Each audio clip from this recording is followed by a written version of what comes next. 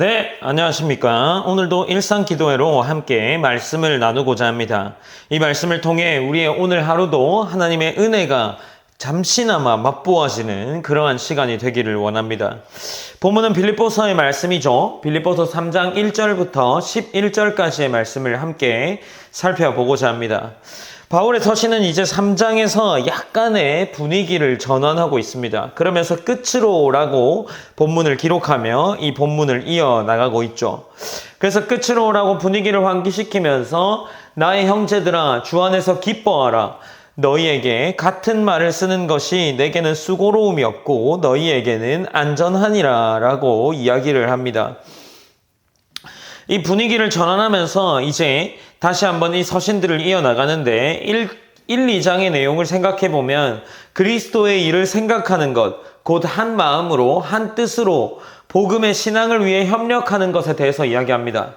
한 공동체로서 복음의 신앙을 위하여 협력하는 성도와 이 공동체의 연합에 대한 이야기를 하고 있는 거죠.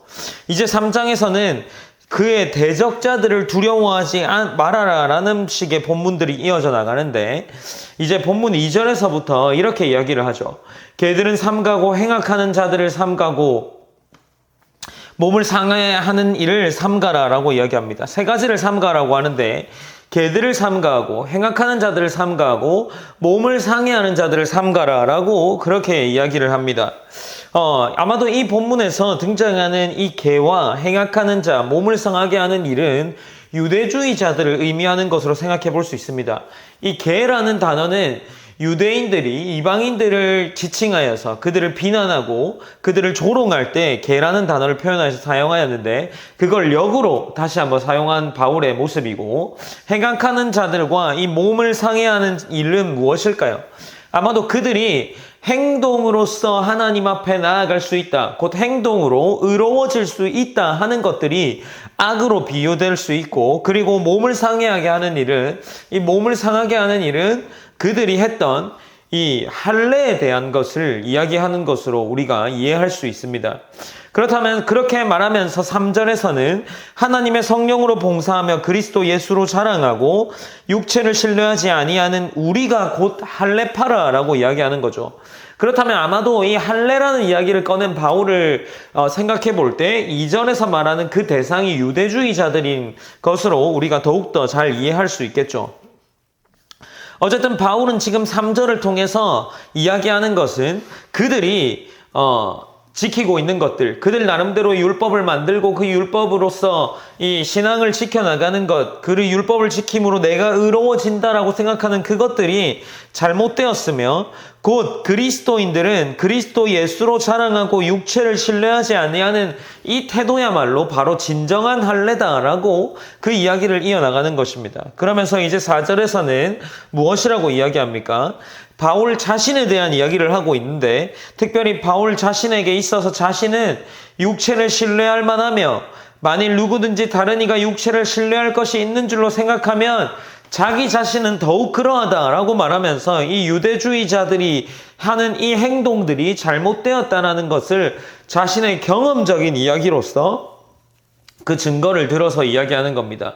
이제 5절에서는 이렇게 이야기하죠. 나는 8일 만에 할례를 받고 이스라엘의 족속이요 베냐민 지파요 히브리인 중에 히브리인이요 율법으로는 바리새인이요 6절입니다.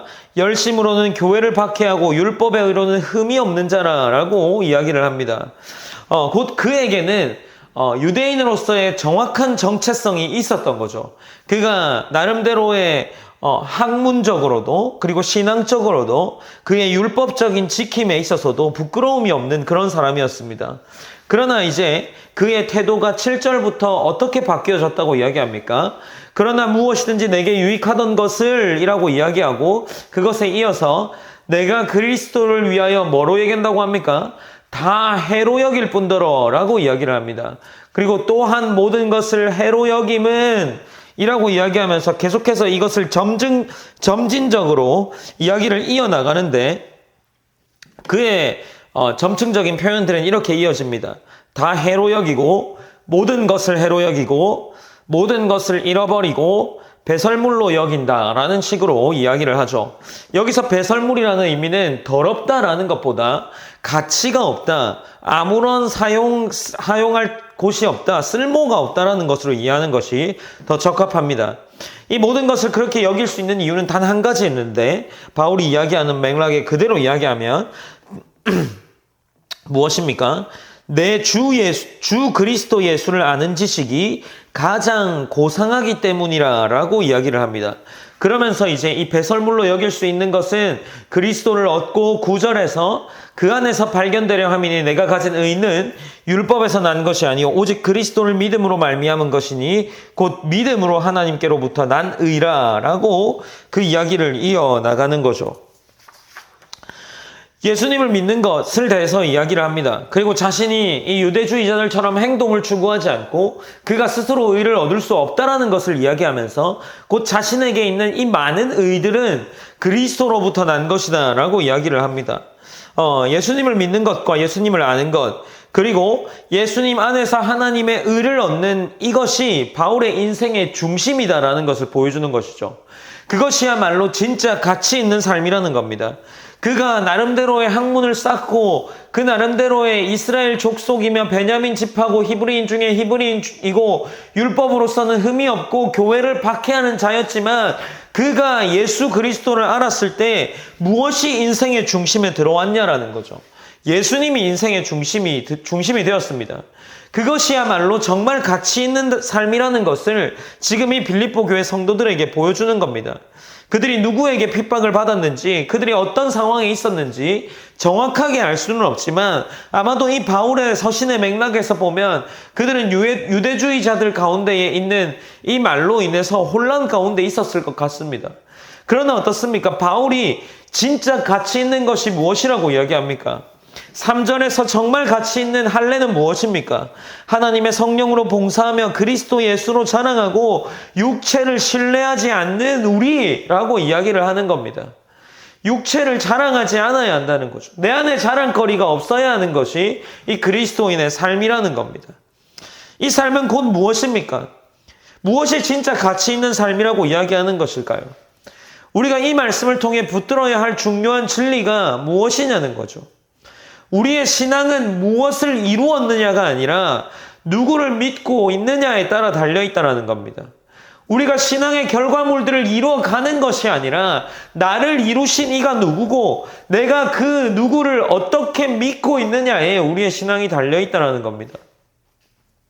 바울은 자기가 이루어낸 모든 것을 내려놓았죠. 오직 예수 그리스도만 의미가 있다라고 이야기합니다. 우리의 자랑은 어디 있습니까?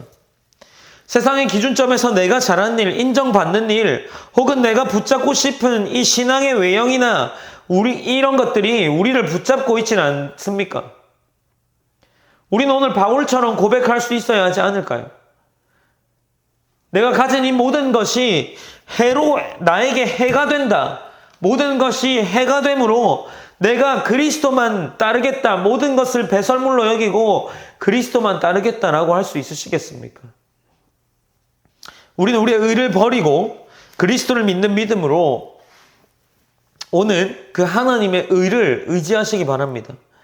우리에게 가치가 되는 것, 참 가치가 되는 것, 그것이 그리스도이길 원합니다.